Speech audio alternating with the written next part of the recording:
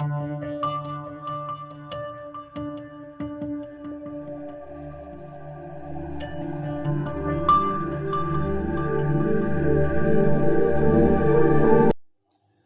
The Lord. तो अभी हमारा रोजरी माला का जाप खत्म हो गया है और कल मैंने आपको बताया था कि माँ मरियम की क्या जरूरत है। जब हम लोग ईश्वर से सीधे प्रार्थना कर सकते हैं तो बीच में तीसरे बंदे की क्या जरूरत है। और अगर आप वो वीडियो देखना चाहते हैं तो YouTube में आएगी, मैंने उसको कट करके YouTube में डालने के लिए रेडी कर रहा हूँ। नहीं तो आप कल की जो रोजरी है उसमें मिनट्स जो है स्किप करके देख सकते हैं। 22.7 मिनट से वो मैसेज शुरू होता है जिसमें ये बताया गया है कि हमें तीसरे बंदे की क्यों जरूरत है मेरे और ईश्वर के बीच में। अभी बहुत सारे गैर कैथलिक भाई बहन कई बार आप लोगों से ये प्रश्न कर सकते हैं कि ठीक है, हम लोग अपने पास्टर से कहते हैं प्रार्थना करने के लिए, लेकिन वो तो जिंदा लोग हैं। जिंदा लोग एक दूसरे के लिए प्रार्थना कर सकते हैं। मध्यस्थ प्रार्थना, बाइबल में भी मध्यस्थ प्रार्थना के बारे में लिखा हुआ है, इसलिए हमें एक दूसरे के लिए प्रार्थना करनी चाहिए। लेकिन माँ मरियम तो मर गई हैं, तो इसलिए माँ मरियम से क्यों, हम मरे हुओं से क्यों प्रार्थना करना है। जिंदा लोगों से आप प्रार्थना करने के लिए बोल सकते हो, लेकिन मरे हुओं को आप प्रार्थना करने के लिए कैसे बोल सकते हो। तो पहले तो हमें ये पता लगाना है कि माँ मरियम जिंदा है कि माँ मरियम मर गई हैं।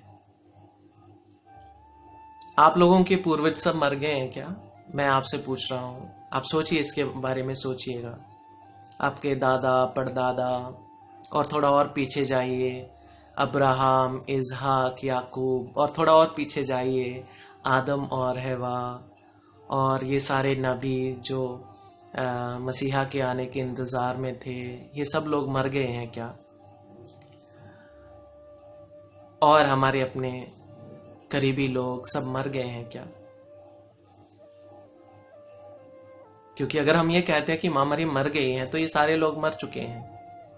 मेरे दादा भी मर गए, मेरी नानी भी मर गई, और हमारे विश्वास के दादा नाना वो भी मर गए, हमारे विश्वास के पिता अब्राहम भी मर गए। तो आइए हम देखते हैं वचन में क्या लिखा है। पहले तो कैथलिक कलीसिया का विश्वास मैं आपको बता दूं। कैथलिक कलीसिया वाले बहुत टेंशन लेते हैं, जल्दी से ही भटक जाते हैं। कैथलिक कलीसिया वालों के लिए विश्वास का मतलब ये है, बाइबल के ऊपर विश्वास। शॉर्टकट में बता रहा हूं मैं, बाइबल में जो बातें लिखी हैं उनके ऊपर विश्वास। कैथलिक कलीसिया जो अधिकार उन्हें बाइबल से दिया गया है बंद करने का और खोलने का, व्याख्या करने का। बंद करने का, खोलने का मतलब जो भी तुम बंद करोगे वो स्वर्ग में भी बंधा रहेगा, जो भी तुम खोलोगे स्वर्ग में भी खुला रहेगा। वो अधिकार दिया गया है कैथलिक कलीसिया को, जो यीशु ने अपने चेलों के साथ बांटा, और अब हम विश्वास करते हैं कि वो अधिकार हमारे पोप साहिब के पास है, बांधने का और खोलने का अधिकार।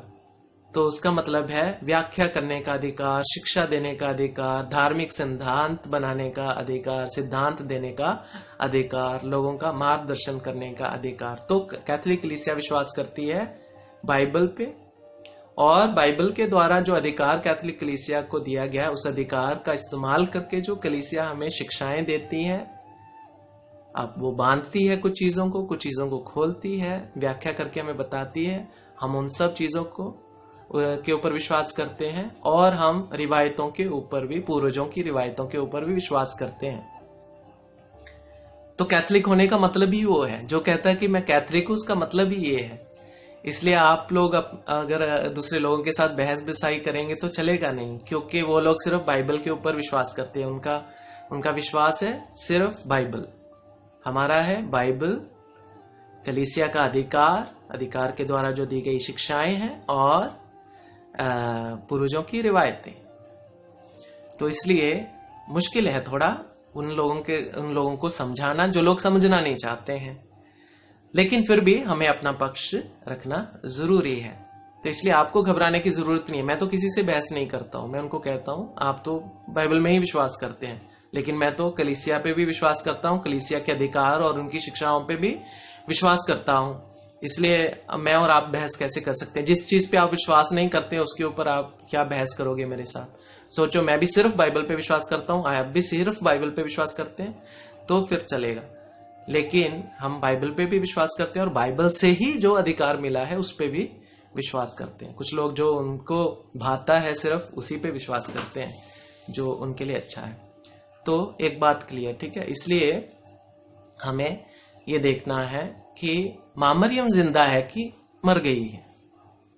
पहले हमें वचन से देखना है कि मां मरियम जिंदा है कि मर गई है। हम देखते हैं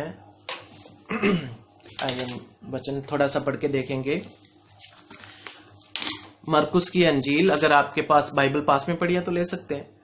मरकुस की अंजील, Gospel of Saint Mark chapter 12, उसका 12 अध्याय उसका 26 और 27। कुछ लोग यीशु के साथ पुनरुत्थान के बारे में प्रश्न कर रहे थे, तो यीशु का उत्तर क्या था? मैं सिर्फ ये कुछ आपको मनन चिंतन करने के लिए कहना चाह रहा हूं, इसलिए मैं पूरा नहीं पढ़ रहा हूं, घटना पूरी नहीं पढ़ रहा हूं। तो मरकुस की अंजील 12 उसका 26 और 27 आयत में लिखा है, जहां तक पुनरुत्थान का प्रश्न है, क्या तुम लोगों ने मूसा के ग्रंथ में झाड़ी की कथा में ये नहीं पढ़ा कि ईश्वर ने मूसा से कहा, मैं इब्राहिम का ईश्वर, इसहाक का ईश्वर और याकूब का ईश्वर हूं। वह मृतकों का नहीं, जीवितों का ईश्वर है। ये तुम लोगों का भारी भ्रम है। तो इसमें विशेष क्या है? मैं इब्राहिम का ईश्वर हूं, जो हमारी सोच के अनुसार मर चुके हैं। इसहाक का ईश्वर हूं, वो भी मर चुका है। याकूब का ईश्वर हूं, वो भी मर चुका है। लेकिन प्रभु यीशु क्या कह रहे हैं? वे मृतकों का नहीं, जीवितों का ईश्वर है। और इसके लिए प्रभु उनको कह रहे, तुमने बहुत बड़ी गलती कर दी है इस बात को समझने के लिए। मैं जीवितों का ईश्वर हूं, मृतकों का ईश्वर नहीं हूं, मैं जीवितों का ईश्वर हूं। अभी आप सोचिए, आपके सब पूर्वज मर गए क्या? इब्राहिम तो मरा नहीं है, इसहाक तो मरा नहीं है, याकूब तो मरा नहीं है, क्योंकि हमारा ईश्वर जिंदा लोगों का ईश्वर है, वो मृतकों का ईश्वर नहीं है। अब हम एक और आयत पढ़ेंगे ये देखने के लिए कि हमारा ईश्वर कैसा ईश्वर है। यूहन्ना की अंजील, अगर बाइबल है आपके पास,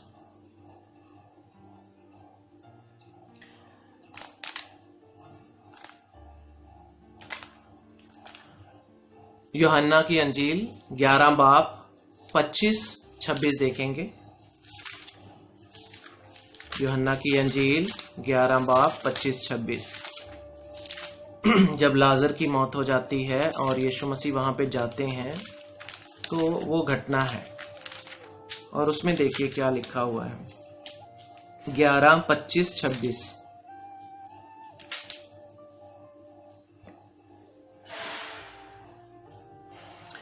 ईसा ने कहा, पुनरुत्थान और जीवन मैं हूं। जो मुझ में विश्वास करता है वे मरने पे भी जीवित रहेगा, और जो मुझ में विश्वास करते हुए जीता है वह कभी नहीं मरेगा। फिर से पढ़ेंगे एक बार। पुनरुत्थान और जीवन मैं हूं। जो मुझ में विश्वास करता है वे मरने पर भी जीवित रहेगा, और जो मुझ में विश्वास करते हुए जीता है वे कभी नहीं मरेगा। तो अभी आप ही सोचिए इसके बारे में। Mark Kesar, praise the Lord. Ashok Kumar, praise the Lord. Deep Gill, praise the Lord. सबको प्रेज द लॉर्ड। तो हम इस बारे में मनन चिंतन कर रहे हैं कि मां मरियम मर गई है कि जिंदा है। तो हमने पहले वचन पढ़ा है मार्कुस की अंजील 12:26-27, जिसमें प्रभु यीशु कह रहे हैं कि इब्राहिम, इजहाक और यकूब का खुदा जिंदा का खुदा है, ना कि मरे हुओं का खुदा है। तो इसलिए इब्राहिम मरा नहीं है, इजहाक मरा नहीं है, याकूब मरा नहीं है, हमारे पूर्वज मरे नहीं हैं, विश्वासी लोग कोई भी मरा नहीं है।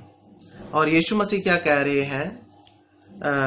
यीशु मसीह कह रहे हैं कि पुनरुत्थान और जीवन मैं हूं, जो मुझ में विश्वास करता है वे मरने पर भी जीवित रहेगा, और जो मुझ में विश्वास करते हुए जीता है वे कभी नहीं मरेगा।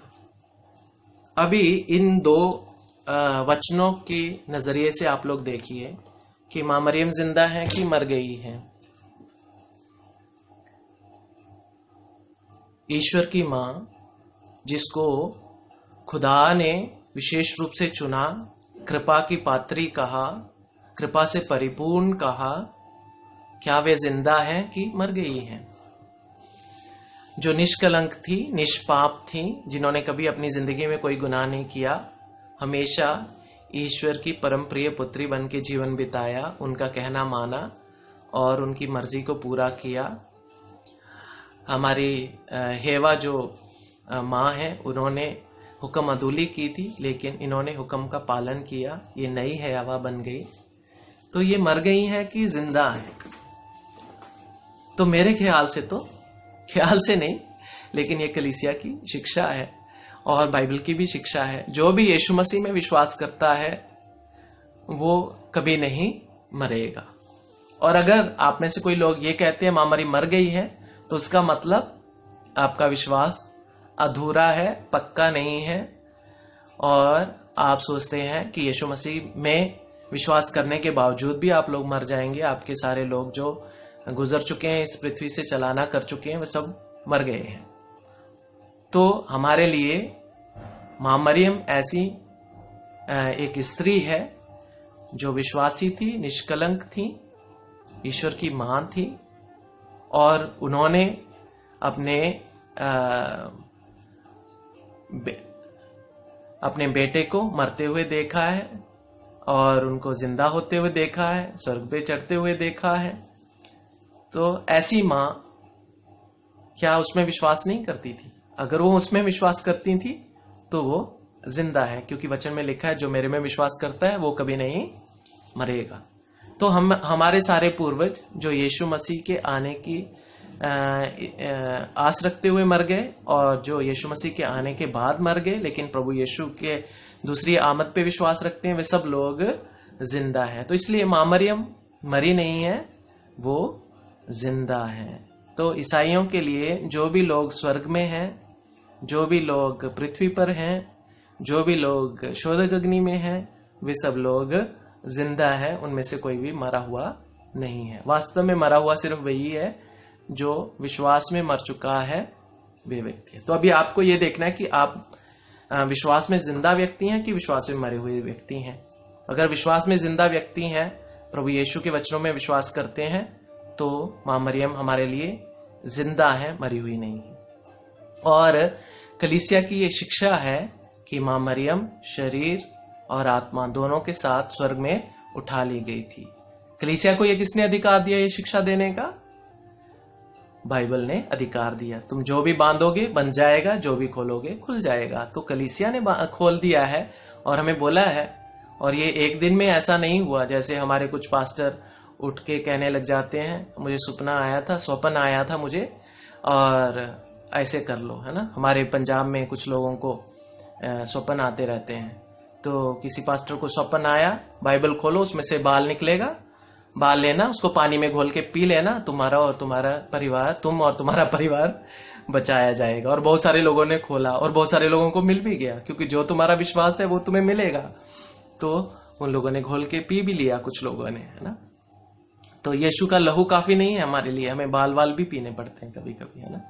तो हमारी जब इतनी बड़ी कलीसिया, इतने सारे अधिकारी, इतनी सारी सदियों के बाद एक रिवायत को, जिसके अनुसार ये माना जा रहा था कि मां मरियम को शरीर और आत्मा सहित ऊपर उठा लिया गया था, उसके ऊपर मोहर लगा देते हैं अधिकार का इस्तेमाल करके और कहते हैं हाँ, ये एक सिद्धांत है, मां मरियम को शरीर और आत्मा सहित ऊपर उठा लिया गया था। इसलिए क्रिस्त में प्यारे भाइयों और बहनों, मां मरियम हमारे लिए मरी हुई नहीं है, मां मरियम हमारे लिए जिंदा है।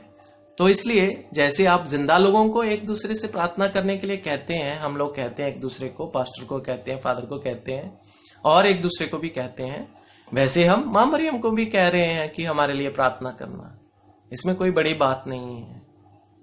और मां मरियम का शरीर के साथ स्वर्ग में जाना, उसमें हमें कोई संकोच करने की जरूरत नहीं है, क्योंकि पाप जो था वो इसलिए आया था, मृत्यु हमारी जिंदगी में इसलिए आई थी कि मनुष्य ने पाप किया था, इसलिए हमारा शरीर की मृत्यु हो जाती है, हमारा शरीर सड़ गल भी जाता है, वो पाप के कारण है। लेकिन मां मरियम ने कोई पाप नहीं किया, इसलिए ये सहज है, ये उचित भी है और ईश्वर की कृपा भी है कि जिसने पाप नहीं किया है, जो पाप रहित है, वो गलेगा सड़ेगा नहीं, उसका शरीर स्वर्ग में उठा लिया जाएगा। और ये कोई अद्भुत बात नहीं है, पुराने नियम में 2 नबी भी स्वर्ग में उठा लिए गए थे, है ना। तो आप लोगों को पता है उसके बारे में। तो मां मरियम के विषय में कोई ये नई शिक्षा नहीं है कि ऐसा तो हो ही नहीं सकता, कैसे स्वर्ग में उठा लेंगे। तो मां मरियम तीसरी व्यक्ति थी बाइबल में जिसको स्वर्ग में उठा लिया गया था। 2 नबी भी थे।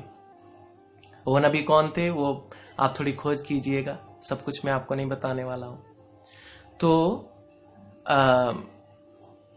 ये बात है। तो मां मरियम मरी नहीं है, मां मरियम जिंदा है, इसलिए आप सब निसंकोच होकर प्रार्थना कर सकते हैं। अगर आपके मन में कुछ भी शक था तो शक आशा करता हूं निकल गया होगा, और अगर कोई शक रह गया है तो आप मेरे से फिर भी पूछ सकते हैं, बात कर सकते हैं। तो आइए हम प्रार्थना करें कि ईश्वर उन लोगों की दृष्टि को खोलें जो हमेशा मां मरियम के विरुद्ध बोलते हैं, कलीसिया के विरुद्ध बोलते हैं, ताकि ईश्वर उनको सही रास्ता दिखाए। क्योंकि ये सही नहीं है कि बहुत सारे लोग हैं, बहुत सारे सिद्धांत हैं, बहुत सारे लोग कह रहे हैं इधर जाओ, कोई कह रहा है उधर जाओ, कोई कह रहा है उधर जाओ, तो हम कहीं नहीं पहुंचेंगे। मुश्किल बात है। अगर हमें एक ही रास्ते के लिए बहुत सारे लोग बता रहे हैं इधर जाओ उधर जाओ, तो मुश्किल होगा। इसलिए प्रभु यीशु प्रार्थना करते हैं, संत यूहन्ना की अंजील के 17 बाब में कहते हैं, ए खुदा बाप, जैसे मैं और आप एक हूं, मेरे अनुयायी भी एक हों। तो हम सबको एक होने की आवश्यकता है। और वो एक कहां पे है, वो सच कहां पे है? सदियों तक तो एक ही था। तो जो लोग अलग हो गए हैं उन्हीं को वापस जोड़ना चाहिए ना। अगर कोई बच्चा घर छोड़ के चला जाता है तो क्या माँ बाप भी उसके पीछे जाएंगे या बच्चे को घर वापस आना चाहिए? उसी प्रकार से हमारे जो भाई बहन कलीसिया को छोड़ के चले गए, उनको वापस आने के लिए हमें प्रार्थना करनी है। तो मां मरियम जिंदा है, मरी हुई नहीं है।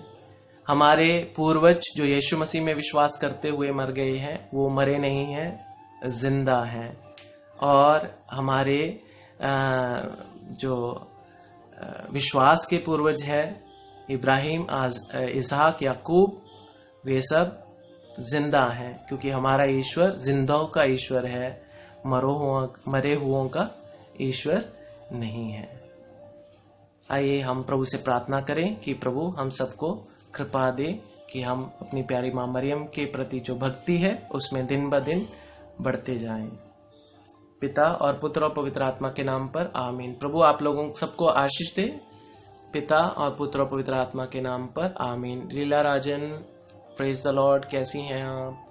Rabia, God bless you. ये जो मेरे बातें करते करते बीच में आए थे, दीप गिल, और बाकी सब लोग जो भी हैं, फ्रांसिस ब्राउन, जितने भी भाई बहन बने हुए हैं मेरे साथ शुरू से, उन सबको जय यीशु मसीह की।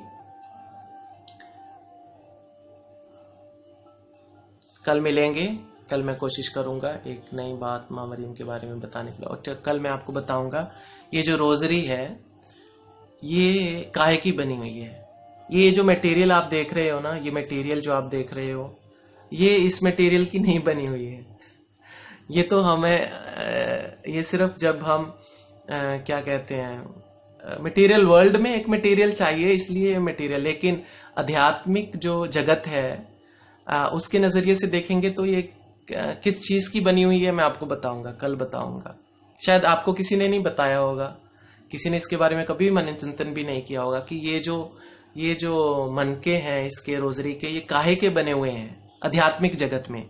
ये तो शायद प्लास्टिक के हैं, किसी के पास लकड़ी के होते हैं, किसी के पास बीज के होते हैं, किसी के पास रुद्राक्ष के होते हैं। तो ये वास्तव में ये नहीं है। वास्तव में ये जो मटेरियल वर्ल्ड का मटेरियल है उससे नहीं बनी है रोजरी, एक खास मटेरियल से बनी है, आध्यात्मिक मटेरियल से। मैं आपको कल बताऊंगा, ठीक है। आज के लिए इतना ही काफी है। सबको जय यीशु की। बर्नार्ड विल्सन, और कौन आए हमारे साथ, Jafat Masih, God bless you, God bless you. Samuel Teja, God bless you. तो अभी हमारा सेशन खत्म हो चुका है और हमारे डिनर का टाइम भी हो चुका है, इसलिए मैं आप सबको अलविदा कहूंगा। कल हम मिलेंगे 7 बजे, और रोजरी के बाद हम थोड़ी देर माँ मरियम के बारे में, रोजरी के बारे में डिस्कस भी करेंगे। अगर आपको कोई प्रश्न है तो आप मेरे को इनबॉक्स कर सकते हैं प्रीवियस डे, ताकि मैं उसके लिए तैयार हूं और आपको बता भी सकूं। Take care, God bless you. पिता और पुत्र और पवित्र आत्मा के नाम पर आमीन।